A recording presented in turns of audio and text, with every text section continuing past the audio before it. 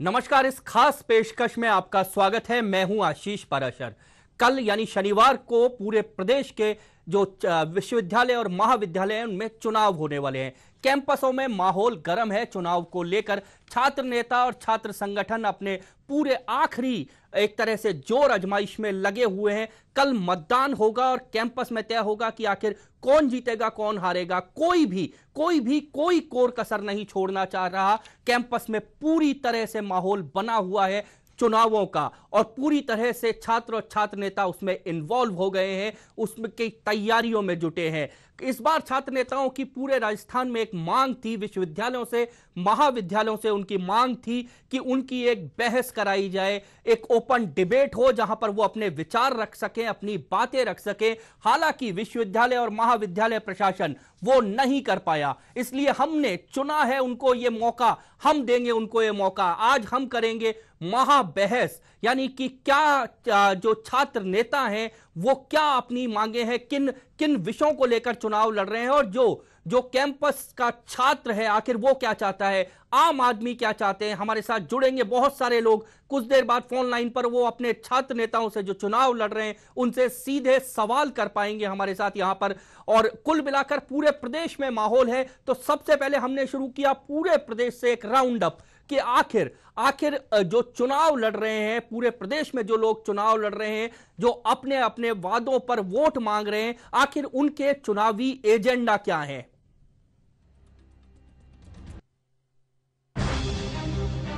हम चाहते हैं कि इनके जो भी इनको सम्मान मान सब मिले और जो भी इनके अधिकार हैं इनको वो मिले। हमारा मेन मुद्दा छात्र हितों का ही है। प्रत्याशी है एक स्वच्छ वातावरण मिले, निर्विवाद आदमी हो, हम आम छात्रों की सुख सुविधाओं के लिए लड़ें, ये एजेंडा है। पहले तो व्याख्याताओं की नियुक्ति के लिए हम संघर्ष करेंगे सर। दूसरा, जो कॉलेज में का अवैध सुधारेंगे, कॉलेज का जैसे 4 दीवारी का निर्माण करवाएंगे कॉलेज के सारा, ठीक है। कॉलेज के गेट पर गार्ड रखा जाएगा जिससे आई कार्ड चेक होंगे, जो स्टूडेंट है उस कॉलेज का वो ही उस कॉलेज में जाएगा, ठीक है। मेरा चुनावी एजेंडा ये रहेगा कि यूनिवर्सिटी के अंदर बहुत बड़ा मतलब भ्रष्टाचार फैला हुआ है, जिसके कारण मैं इस यूनिवर्सिटी के अंदर जो भ्रष्टाचार फैल रहा है उसको मिटाना चाहता हूँ और छात्रों हित में आगे संघर्ष करना चाहता हूँ। ये मेरा चुनावी एजेंडा है। सांस्कृतिक कार्यक्रम है उनको बढ़ावा देना, शिक्षा का माहौल अच्छा रखना, जो नियमित कक्षाएं हैं, छात्रों की कैंटीन की व्यवस्था है, कोई और है, डिसिप्लिन है, इन सबके ऊपर ध्यान दिया जाएगा पूर्ण रूप से। एजेंडा यही रहेगा कि हम जीतने के बाद में कॉलेज का वातावरण सुधारेंगे। एक तो कॉलेज के अंदर जो भी ऐसे लड़ाई झगड़े जो भी कुछ हो रहे हैं बिल्कुल शांति का माहौल रहे, बच्चे आ रहे हैं, लड़के लड़कियां सब सेफली आएँ, सेफली जाएँ, गंदा माहौल नहीं रहे, पढ़ाई का इन्वायरमेंट रहे बस। चुनावी एजेंडा है ये कॉलेज की है ना, जो भी ये गतिविधियाँ चल रही हैं वो है ना सुचारू रूप से नहीं चल रही। कॉलेज में है ना इतना गंदा माहौल बना हुआ है, ये कई सारी प्रॉब्लम है, साइकिल स्टैंड और कॉलेज में और भी कई सारी प्रॉब्लम है। कॉलेज में जो बिल्डिंग बनी हुई है उनमें वो छात्र वो करते हैं, पढ़ाई करते हैं, वो उनकी छतें फूटी हुई हैं, बरसात का पानी अंदर तक जाता है और ऐसी कई सारी प्रॉब्लम है जो कॉलेज की उसमें एजेंडे को मतलब सुधारने के लिए मैं चुनावी एजेंडा है मेन रूप से। तो ये और भी कई सारी प्रॉब्लम है, जैसे साइकिल स्टैंड की इतनी प्रॉब्लम है क्योंकि यहाँ जो छात्र बाहर से आते हैं वो अपनी साइकिल या बाइक बजाय साइकिल स्टैंड के वो कॉलेज कैंपस के अंदर खड़ी करते हैं। तो वहाँ से 2-3 भाइयों की क्या कई सारे भाइयों की साइकिल और बाइक चोरी हो चुकी हैं। इसमें जितने भी छात्र छात्राएँ विधि कॉलेज में उनके हम हितों के बारे में सोचेंगे और जो उनकी रेगुलर क्लासेस वगैरह हैं, अपने कॉलेज की जो क्रियाकलाप हैं उनके पूरे व्यवस्थाएं करेंगे, सही तरीके से उनको व्यवस्थित करेंगे। मैं दिल्ली यूनिवर्सिटी से ग्रेजुएशन करके आया तो मैंने यहाँ पे पाया कि भरतपुर में जो एनवायरनमेंट है वो काफ़ी चेंज मुझे लगा। तो उसके बाद मेरे पॉलिटिक्स में सोचा कि यार कुछ वेलफेयर के लिए करना चाहिए, तो मैं कॉलेज में आया। उसके बाद जो मैंने मेन चीज़ नोटिस की, जो एक स्टूडियस एनवायरनमेंट होता है कॉलेज में, वो मुझे बिल्कुल भी देखने को नहीं मिला। गर्ल्स का इंटरेस्ट कॉलेज में आने के लिए बिल्कुल नील था, उसका एनवायरनमेंट का बहुत ही सिस्टम ख़राब था। उसके बाद मैंने कोशिश की, मैंने क्लासेस लगवाने की बहुत कोशिश की, टीचर्स के पास गया, काफ़ी हद तक मैं सक्सेसफुल हुआ हूँ उसमें। और अगर मैं किसी पोस्ट पर आ जाऊँगा उसके बाद मुझे लगता है मैं उस चीज़ को और आगे बढ़ा सकता हूँ।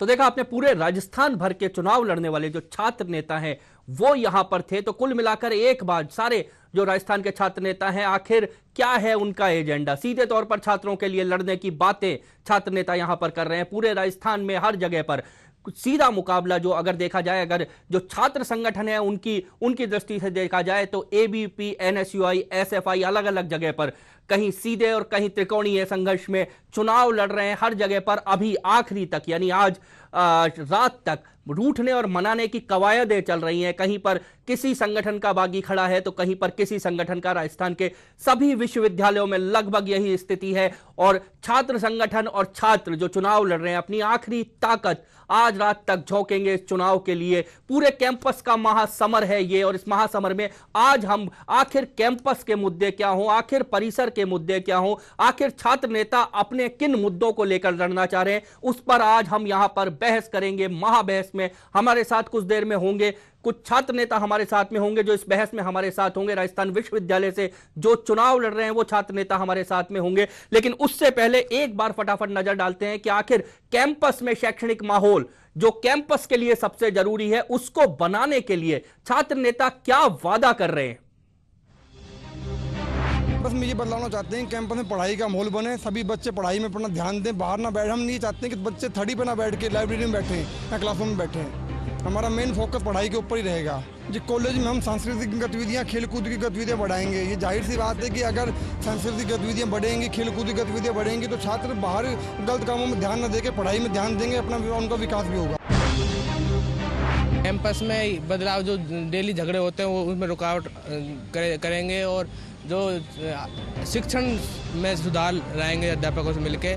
जो अध्यापक दुर्व्यवहार करते हैं उनके खिलाफ भी कार्रवाई करवाएंगे ऊपर।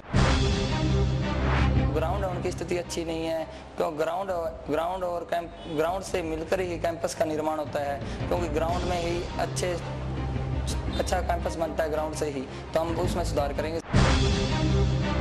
यूनिवर्सिटी के सारे काम वीसी कोठी के अंदर हो रहे हैं, उनको सारा यूनिवर्सिटी कैंपस में किया जाएगा। छात्रों के लिए सुविधा नहीं है, बसों की सुविधा नहीं है, वो बसें सुविधा करवाई जाएगी। कल्चरल प्रोग्राम किए जाएंगे यूनिवर्सिटी के अंदर, ये सुविधा सारी प्रोग्राम छात्रों को सारी सुविधाएं उपलब्ध करवाई जाएगी यूनिवर्सिटी के अंदर। परमानेंट स्टाफ उपलब्ध करवाया जाएगा स्टूडेंट को, जिसके कारण हाई एजुकेशन को अच्छी क्वालिफिकेशन मिलेगी स्टूडेंट को।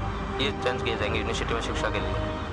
और जो भी क्लासेस अभी नई फैकल्टी स्टार्ट नहीं हुई यूनिवर्सिटी के अंदर, वो फैकल्टी स्टार्ट की जाएगी, जिसके कारण कई स्टूडेंट रुक ना सकें। पुस्तकालय है, वाचनालय है, लाइब्रेरियन अभी ट्रांसफ़र हुआ है इसमें, तो उसको दोबारा लेके आएंगे। और सांस्कृतिक प्रोग्राम है, अलग गतिविधियाँ हैं, या स्पीड ब्रेकर नहीं है यूनिवर्सिटी के सामने, वो भी बनवाएंगे। शिक्षा के बारे में बस यही कि भी कॉलेज में कई बार होता है क्लासेस नहीं लग पाती, लेक्चर किसी कारणवश क्लासेस में नहीं आ पाते, तो सारे lecture time to time classes में जाएं, बच्चे टाइम टू टाइम क्लासेस में जाएं, रेगुलर क्लासेस लगें। कल्चर प्रोग्राम जो सिर्फ मंथ में एक बार होते हैं वो मंथ में या तो मंथली कराएं, जो पूरे एनुअली एक बार होते हैं कल्चर प्रोग्राम वो मंथली कराएं। और जो स्पोर्ट्स जो होता है एनुअल स्पोर्ट्स जो एक बार ही होता है, वो उनका स्पोर्ट्स का कोई टाइम रहे कि भी हर मंथली स्पोर्ट्स का कोई वीक चल रहा है कि स्पोर्ट्स वीक है, ऐसे जैसे बाकी जितनी अच्छी अच्छी यूनिवर्सिटीज़ है, जितने कॉलेजेस हैं जिनमें जैसे स्पोर्ट्स को बहुत इंपॉर्टेंस दी जाती है, वैसे गवर्नमेंट कॉलेज के अंदर भी स्पोर्ट्स को बहुत इंपॉर्टेंस दी जाए। अभी हमारे जो बिल्डिंग है विधि कॉलेज की, वो ट्राई की बिल्डिंग में चल रही है, जिसको हम अभी नए सत्र से नई बिल्डिंग में स्टार्ट करना चाह रहे हैं। और उसके लिए कैंटीन की व्यवस्था की जाएगी, लाइब्रेरी की व्यवस्था की जाएगी। शैक्षिक वातावरण के माहौल में बदलाव लाने के लिए कि देखिए, जो अपने लेक्चर वगैरह रेगुलर क्लास नहीं ले पाते हैं और जो छात्राएं आने से डरती हैं अपने कॉलेज में, उनको तरीके से समझाकर और उनको बताएंगे कि अपने शैक्षणिक वातावरण बहुत सुधर चुका है, जिसको मैं पूरी कोशिश कर रहा हूँ सुधारने की। कैंपस में मेन प्रॉब्लम जो मैंने देखी है, कैंपस में मेन प्रॉब्लम एक पानी की है। अभी मैंने प्रिंसिपल साहब से बात की, कलेक्टर साहब को भी ज्ञापन दिया है। चंबल परियोजना के तहत जब घने में पानी आ चुका है तो हमारे कॉलेज में भी पानी आना चाहिए। कॉलेज में पानी की व्यवस्था है ऐसा नहीं है, लेकिन वो एक पर्टिकुलर जगह पे है। हमारे इतने सारे डिपार्टमेंट्स हैं, कॉलेज कैंपस काफ़ी बड़ा है, हर डिपार्टमेंट में एक वाटर कूलर होना चाहिए। उसके लिए मेरा ये मेन इशू एक वाटर कूलर पानी का और एक पार्किंग का। पार्किंग का सिस्टम यह है कि हमारे पार्किंग का शुल्क हर बार हर बच्चे से लिया जाता है, लेकिन आज तक पिछले 2 साल से कि कोई भी पार्किंग की व्यवस्था नहीं हुई है। पता नहीं कितने 100 हज़ारों केसेज ऐसे हैं, साइकिल उठ जाती हैं गरीब बच्चों की, मोटरसाइकिल उठ रही हैं, लेकिन इसका कोई भी जिम्मेदार नहीं है। प्रिंसिपल के पास जाते हैं, प्रिंसिपल के पास इसका कोई जवाब नहीं होता है, जबकि बच्चे अपनी जिम्मेदारी पूरी तरह निभा रहे हैं, वो अपना शुल्क हमेशा देते रहे। का माहौल बदलने के लिए हम सभी छात्र नेताओं जो पैनल जीतेगा उसके बाद संगठन को सक्रिय होकर हम डेली क्लासें लगवानी पड़ेगी और उसके लिए 100% उपस्थिति अनिवार्य की जाएगी। विश्वविद्यालय में जो छात्रों की सुरक्षा की जो सवाल आता है उसके लिए हमने पुलिस चौकी की व्यवस्था है कैंपस में, और उसके अलावा कॉमर्स फैकल्टी में बुक बैंक नहीं, बाकी सभी संकायों में उसमें बुक बैंक लगवाएंगे। और उसके अलावा विश्वविद्यालय में जो जर्जर अवस्था में भवन है उनका भी निर्माण के लिए संघर्ष रहेगी विद्यार्थी परिषद। शिक्षा के माहौल के लिए तो हम यही कहेंगे कि इंग्लिश स्पीकिंग के लिए जो अभी यहाँ पे एमए में नहीं है, हम चाहते हैं उसका एक मुद्दा उठाएं ताकि हमारे कॉलेज में भी एमए इंग्लिश में हो सके, क्योंकि लड़कियां बाहर जाती हैं इसके लिए। लड़कियों की शिक्षा को लेकर जो गांव वाले उनको आने नहीं देते हैं कॉलेज में, हम चाहते हैं कि वो गांव वाले लड़कियों को कॉलेज भेजें। कैंपस में ये है कि किसी को प्रॉब्लम ना हो, क्योंकि बहुत प्रॉब्लम आज भी सुनने में आ रही है कि हाँ ठीक है ये वो है बहुत, फिर भी चलते रहते। आज भी देखो इतनी सारी गंदगी हो रही है, हमेशा साफ सफाई नहीं रहती। कोई भी पर्टिकुलर बाहर का मेंबर आए और यहाँ देखे कि नहीं बहुत गंदा रहता है, इसलिए ये भी इसके लिए भी बहुत हम टीचर से कहेंगे कि प्रिंसिपल से एप्लीकेशन लगाएंगे कि कोई प्रॉब्लम ना हो कॉलेज में। शिक्षा के माहौल को लेकर बच्चों का कहना है कि क्लासेस नहीं लगती, बल्कि ये भी है कि बच्चे भी नहीं आते हैं, लेकिन हम कोशिश करेंगे कि बच्चे आएँ और क्लास लगें। शिक्षा के क्षेत्र में हम सबसे अच्छा ये चाहेंगे कि यहाँ पर जो क्लाइमेट है ना, क्लासें रेगुलर चले। जो क्लासों का है ना कि बाहर के बच्चे हैं जो उनको यहाँ पर ऐसा क्लाइमेट मिले कि टीचिंग जो स्टाफ कमी चल रही है, टीचिंग स्टाफ पढ़ाए रेगुलर हो, इससे माहौल बने, यहाँ पे स्टूडेंट रेगुलर क्लासों में आए ताकि अपना जो माहौल है वो अच्छे बेहतरीन विश्वविद्यालय में आए, अपना कोटा विश्वविद्यालय। कैंपस में सब बिल्कुल शांति प्रिय माहौल रहे और बिल्कुल सब भाईचारे जैसे व्यवहार रहे, सब कुछ करना चाहते हैं। लास्ट ईयर वो से लड़ाई देंगे वहाँ पर, हम नहीं चाहते कि ये सब ऐसा कुछ हो। कैंपस में जैसे कि अभी तक मैंने जो देखा है कि कैंपस में आज तक यहाँ प्लेसमेंट नहीं होते हैं, बच्चे नौकरी के लिए भटकते हैं, अनुशासनहीनता बहुत ज़्यादा है। तो ये सब हमारे एजेंडे हैं कि इनको सुधार किया जाए कॉलेज में प्लेसमेंट और कैंपस के बारे में। मैं कहना चाहता हूँ कि सभी छात्र ये अनावश्यक तत्व हैं जो ये नहीं आ पाए।